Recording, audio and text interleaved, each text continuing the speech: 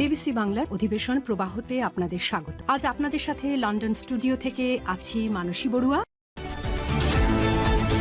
আবারও মধ্যপ্রাচ্যে ভয়াবহ তৃতীয় বিশ্বযুদ্ধ শুরু হয়ে গেল। মার্কিন যুক্তরাষ্ট্র এবং ইসরায়েলের মধ্যে না মেলায় নতুন করে তারা লেবাননে আক্রমণ চালাতে চাইছে। এরই পরিপ্রেক্ষিতে দখলদার ইসরায়েলি সন্ত্রাসীদের বিরুদ্ধে কঠোর পদক্ষেপ নেওয়ার হুঁশিয়ারি দিয়েছে ইরান। আর এরই মাঝে আমাদের হাতে এসে পৌঁছেছে যুদ্ধের সর্বশেষ গুরুত্বপূর্ণ সবথেকে তাজা আপডেট সংবাদ আপনাদের জানিয়ে দিব। প্রথমেই জানিয়ে দিব ইরানের $1200 কোটি ছাড় দিচ্ছে যুক্তরাষ্ট্র। ইরানের উপর থেকে আংশিকভাবে তেল নিষেধাজ্ঞা প্রত্যাহার করতে এবং আগামী দিনগুলোতে দেশটির $1002 কোটি সমমূল্যের অবরুদ্ধ সম্পদ বা তহবিল মুক্ত করে দিতে সম্মত হয়েছে যুক্তরাষ্ট্র। ইরানের প্রধান আলোচক মোহাম্মদ বাঘের গালিবাফ এই তথ্য নিশ্চিত করেছেন। এরপর জানাবো ইরানের তেলের উপর থেকে মার্কিন নিষেধাজ্ঞা প্রত্যাহার। ইরান জাতিসংঘ পারমাণবিক পরিদর্শককে আবারও দেশে প্রবেশের অনুমতি দেবে মার্কিন ভাইস প্রেসিডেন্ট জেডি ভ্যান্সের এমন ঘোষণার পর আজ যুক্তরাষ্ট্র সাময়িকভাবে ইরানি তেলের উপর থেকে নিষেধাজ্ঞা প্রত্যাহার করে নিয়েছে খবর বার্তা সংস্থা এএফপির। গত সপ্তাহে প্রায় 40 দিনের লড়াই এবং তারপরে একটি নড়পড়ে এবং প্রায়শ লঙ্ঘিত যুদ্ধবিরতির পর তেহরান এবং ওয়াশিংটন আলোচনার ভিত্তি তৈরি করতে একটি সমঝোতা স্মারক স্বাক্ষর করে। এদিকে ইসরায়েল যুদ্ধবিরতি লঙ্ঘন করলে যথাযথ জবাব দেবে হিজবুল্লাহ। ইসরায়েল যুদ্ধবিরতি লঙ্ঘন করলে যথাযথ জবাব দেওয়ার হুঁশিয়ারি দিয়েছে হিজবুল্লাহ। ইরানের প্রেস টিভির খবর অনুযায়ী হিজবুল্লাহর রাজনৈতিক পরিষদের উপপ্রধান মাহমুদ কামাতি সতর্ক করে বলেছেন যে ইসরায়েল যুদ্ধবিরতি লঙ্ঘন করলে তার জবাব দেয়া হবে। এবারে জানাবো গ্যাস কারখানায় ভয়াবহ বিস্ফোরণ, কাতারের রাজধানীতে ভারতীয় পাকিস্তানি সহ নিহত 13, বাংলাদেশি সহ আহত 66। কাতারের প্রধান গ্যাস রপ্তানি প্রতিষ্ঠান রাস লাফান শিল্পাঞ্চল নগরীতে ভয়াবহ বিস্ফোরণে অন্তত 13 জন নিহত হয়েছে। এর মধ্যে ভারতীয় পাকিস্তানি নাগরিক রয়েছে এবং 66 জন আহত হয়েছে। এর মধ্যে বাংলাদেশের নাগরিক রয়েছে। এবং সর্বশেষ জানাবো তিস্তার পানি বিপদ সীমার উপরে। ভারী বৃষ্টি এবং ভারতের গজলডোবা ব্যারেজের সব গেট খুলে দেওয়ায় বাংলাদেশের তিস্তার পানি ডালিয়া পয়েন্টে বিপদ সীমার 1 সেন্টিমিটার উপর দিয়ে প্রবাহিত হচ্ছে। আজ পরিস্থিতি সামাল দিতে ব্যারেজের 44টি জলকপাট সার্বক্ষণিক খুলে পানি নিয়ন্ত্রণ চেষ্টা চালিয়ে যাচ্ছে পানি উন্নয়ন বোর্ড। প্রিয় দর্শক, এতক্ষণ শুনছিলেন সংবাদ শিরোনাম, এবারে বিস্তারিত। তবে তার আগে বন্ধুরা অনুরোধ থাকবে এই সংবাদটিতে একটি লাইক দিন। এই চ্যানেলে আপনি নতুন হয়ে থাকলে আমাদের সংবাদটি দেখতে দেখতে চ্যানেলটি সাবস্ক্রাইব করে রাখুন। কমেন্ট করে বন্ধুরা আপনার মূল্যবান মতামত জানিয়ে দিন আপনি বিশ্বের কোন দেশ থেকে বা বাংলাদেশের কোন স্থান থেকে আমাদের সংবাদটি দেখছেন এবং শুনছেন।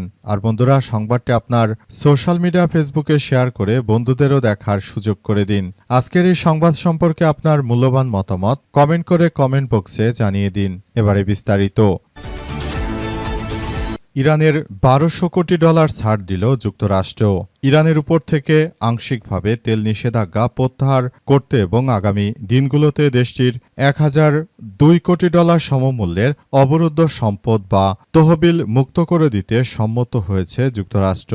ইরানের প্রধান আলোচক মোহাম্মদ বাঘের গালিবাফ এই তথ্য নিশ্চিত করেছেন। যুক্তরাষ্ট্রের ট্রেজারি বিভাগ বা অর্থ মন্ত্রণালয় নিষেধাজ্ঞা সাময়িকভাবে শিথিল করার এই ঘোষণা দিয়েছে। এর ফলে ইরান আগামী 1 আগস্ট পর্যন্ত তাদের তেল ও পেট্রোকেমিক্যাল পণ্য বিক্রি করতে পারবে। সুইজারল্যান্ডে দীর্ঘ 18 ঘণ্টার এক নিবিড় আলোচনা শেষে সিদ্ধান্ত গ্রহণ করা হয়েছে। মার্কিন ভাইস প্রেসিডেন্ট জেডি ভ্যান্সের নেতৃত্বে থাকা আলোচকেরা জানিয়েছে যে ইরান পারমাণবিক ইস্যুতে গুরুতর প্রতিশ্রুতি দেখানোর পর এবং আন্তর্জাতিক পরমাণু শক্তি সংস্থা আইএইএ এর পরিদর্শনে সম্মত হওয়ার পরই তহবিল মুক্ত ও নিষেধাজ্ঞা শিথিলের এই সিদ্ধান্ত নেওয়া হয়েছে।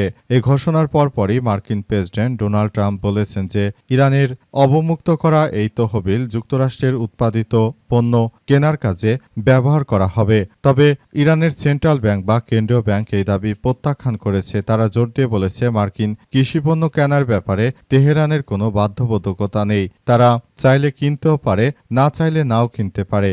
সেটি তাদের সম্পূর্ণ ব্যক্তিগত একটি বিষয় হিসেবে দাঁড়িয়েছে। যুক্তরাষ্ট্র যদি জোর করে তাদের উপর কোনো কিছু চাপিয়ে দিতে চায় সেটি সম্পূর্ণ মিথ্যায় পরিণত হবে। যুক্তরাষ্ট্র তারা যেটাই করতে চাক না কেন সেটি আসলে আর কাজ হবে না, কারণ ইরানের বিপ্লবী গার্ড বাহিনীর সদস্যরা মার্কিন যুক্তরাষ্ট্রের এই ২০ দাঁত উপড়ে দিয়েছে। এর ফলে যুক্তরাষ্ট্র আসলে এখন এই মুহূর্তে তারা পুরো পৃথিবীতে একা হয়ে পড়েছে। ইরানের তেলের উপর থেকে মার্কিন নিষেধাজ্ঞা প্রত্যাহার। ইরান জাতিসংঘ পারমাণবিক পরিদর্শকদের আবারও দেশে প্রবেশের অনুমতি দেবে। মার্কিন ভাইস প্রেসিডেন্ট জেডি ভ্যান্সের এমন ঘোষণার পর আজ যুক্তরাষ্ট্র সাময়িকভাবে ইরানি তেলের উপর থেকে নিষেধাজ্ঞা প্রত্যাহার করেছে, খবর রয়টার্স এবং এএফপির।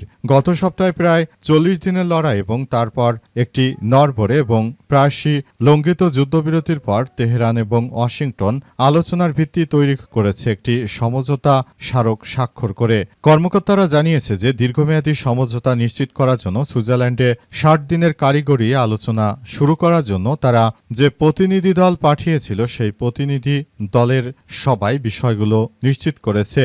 সেখানে উপস্থিত ছিলেন ইরানের পররাষ্ট্রমন্ত্রী সৈয়দ আব্বাস আরাগচি, ইরানের জাতীয় নিরাপত্তা কাউন্সিলের প্রধান, এছাড়াও উপস্থিত ছিলেন ইরানের পার্লামেন্টের স্পিকার বাঘের গালিবাফ, এছাড়া উপস্থিত ছিলেন আরও বিভিন্ন পর্যায়ের নেতৃত্ববৃন্দরা। তারা সবাই একটাই কথা জানিয়েছে, সেটি হচ্ছে যে মার্কিন সন্ত্রাসীদের কোনো ছাড় দেয়া হবে না।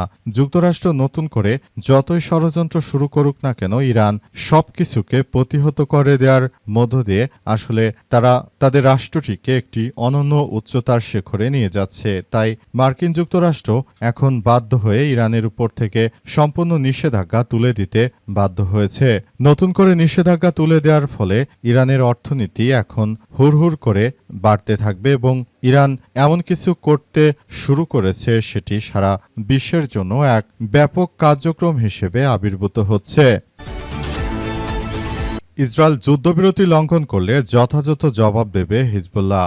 ইসরায়েল যুদ্ধবিরতি লঙ্ঘন করে যদি কোনো কার্যক্রম চালায় তাহলে যথাযথ জবাব দেওয়ার হুঁশিয়ারি দিয়েছে হিজবুল্লাহ। ইরানের পেস টিভির খবর অনুযায়ী হিজবুল্লাহর রাজনৈতিক পরিষদের উপপ্রধান মাহমুদ কামাতি সতর্ক করে বলেছেন যে ইসরায়েল যুদ্ধবিরতি লঙ্ঘন করলে তার জবাব দেওয়া হবে কঠোরভাবে।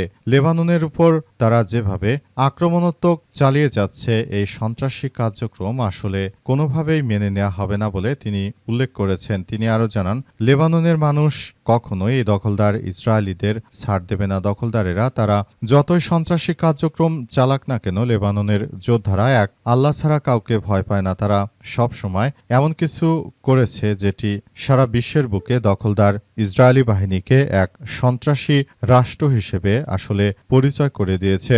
জায়নবাদী সন্ত্রাসীরা তারা মূলত মুসলিম রাষ্ট্রগুলোকে যেভাবে তারা টেরোরিস্ট রাষ্ট্র হিসেবে প্রতিষ্ঠিত করতে চায় তাদের সেই কার্যক্রম কখনোই আসলে সঠিক হবে না। পুরো বিশ্বজুড়ে যে সন্ত্রাসী কার্যক্রম তারা শুরু করেছে সেই বিষয়গুলো আমরা দেখতে পেয়েছি যে জায়নবাদীরা তারা কখনোই মুসলিমদেরকে টেরোরিস্ট হিসেবে প্রতিষ্ঠিত করতে পারবে না, কারণ মুসলিমদের আত্মসম্মান রয়েছে। পুরো বিশ্বজুড়ে তারা মূলত মার্কিন সন্ত্রাসী এবং জায়নবাদী দখলদারদের ধ্বংসস্তূপে পরিণত করার মধ্য দিয়ে তারা এগিয়ে চলেছে এবং নতুন করে সবকিছু আসলে করা হচ্ছে। দখলদার সন্ত্রাসীরা তারা মূলত সারা বিশ্বের বুকে যে কার্যক্রমগুলো চালানোর চেষ্টা করেছিল সেটি কখনোই তারা সফল হতে পারেনি। শুধুমাত্র ইরানের কারণেই দখলদারেরা তাদের সন্ত্রাসী কার্যক্রমগুলো চালাতে সফল হতে পারেনি। এজন্য মুসলিম রাষ্ট্র হিসেবে ইরানের রয়েছে সবার প্রতি এক দায়িত্ববান কার্যক্রম। কাতারে ভারতীয় পাকিস্তানি সহ নিহত ১৩, বাংলাদেশি সহ আহত ৬৬। গ্যাস কারখানায় ব্যাপক বিস্ফোরণ। কাতারের রাস লাফান শিল্পনগরীতে ভয়াবহ বিস্ফোরণে অন্তত ১৩ জন নিহত হয়েছে। নিহতদের মধ্যে ভারতীয় ও পাকিস্তানি বংশোদ্ভূত ব্যক্তিরা রয়েছে বলে জানায় দেশটির জ্বালানি মন্ত্রী সাদ বিন শ্রেদা আল কাবি। আজ এক সংবাদ সম্মেলনে কাতারের রাষ্ট্রীয় জ্বালানি প্রতিষ্ঠান কাতার এনার্জি প্রধান নির্বাহী আল কাবি জানান যে সন্ধ্যায় রাসলাফান শিল্পনগরীর বারজান স্থানীয় গ্যাস সরবরাহ কেন্দ্র পরিচালনা ও কার্যক্রম শুরু করার সময় বিস্ফোরণ ও অগ্নিকাণ্ডের ঘটনা ঘটে। স্থানীয় সংবাদ মাধ্যমের প্রতিবেদনে বলা হয়েছে যে আহতদের মধ্যে ভারত, কাতার, তানজানিয়া, পাকিস্তান, গিনি, নেপাল, বাংলাদেশ, কেনিয়া, নাইজেরিয়ার নাগরিক রয়েছে। আল কাবি জানান যে নিহত ১৩ জনই ভারতীয় ও পাকিস্তানি নাগরিক হলেও এর মধ্যে ঠিক কতজন কোন দেশে তা তাৎক্ষণিকভাবে জানা যায়নি। এদিকে দোহায় অবস্থিত ভারতীয় দূতাবাস এক বিবৃতিতে নিহতদের পরিবারের প্রতি গভীর সমবেদনা জানায়। সামাজিক যোগাযোগ মাধ্যম এক্সে দেওয়া পোস্টে এসব বিষয়ে তারা কথা বলেছে। এক্স পোস্টে তারা উল্লেখ করেছে যে হত্যাকাণ্ডের ঘটনা ঘটেছে সেটি আসলে সবার জন্য এক অনাকাঙ্ক্ষিত ঘটনা ছিল। এই ঘটনা সবাইকে আসলে খুব বেশি ভাবিয়ে তুলেছে। অনাকাঙ্ক্ষিত এই ঘটনাগুলো সবাইকে খুব বেশি সমস্যার মধ্যে ফেলে দিয়েছে। এই ধরনের কার্যক্রম কেউই আসলে বলতে পারছে না শেষ পর্যন্ত কি হতে চলেছে।